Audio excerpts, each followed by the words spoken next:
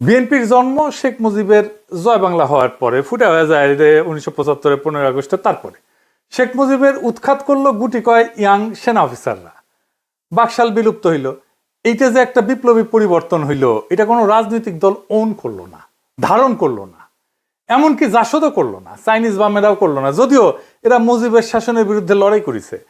এই রাজনৈতিক শূন্যতা পূরণ করলো এইসব বিএনপি। অ্যান্টি আওয়ামী লীগ সবাই যাইয়া জড়ো হইল বিএনপিতে। এই যে মুক্তে পাইয়া যাওয়া পলিটিক্যাল সাপোর্ট, সেটাকে বিএনপি কনসলিডেট করতে পারলো না, করলো না, মানে যেটাকে কয় সংহত করা। সারা দেশে তো anti Mujib anti Baksal sentiment. এরকম অবস্থায় বিএনপি গণমানুষের বিপুল সমর্থন পাইতে থাকলো। জিয়াউর রহমানও কর্মঠ নেতা ছিলেন, সারা দেশে পায়ে হেঁটে জনসংযোগ করতেন, তত্তর করে সংগঠন আগাইল। আর জিয়া তখন ক্ষমতায়। সরকারি দলের তো কিছু সমস্যা থাকে, তারা ক্ষমতা বলয়ের মধ্যে থাকে জন্য এক ধরনের আত্মতুষ্টিতে ভোগে, লড়াইয়ের স্পৃহা থাকে না, লড়াইয়ের ক্ষমতাও থাকে না।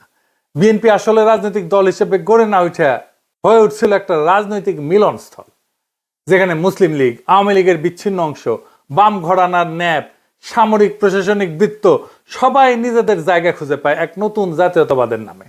বিএনপির এটাই ঐতিহাসিক দুর্বলতা, এবং এর কারণে বিএনপিতে যা যা ঘটনা ঘটছে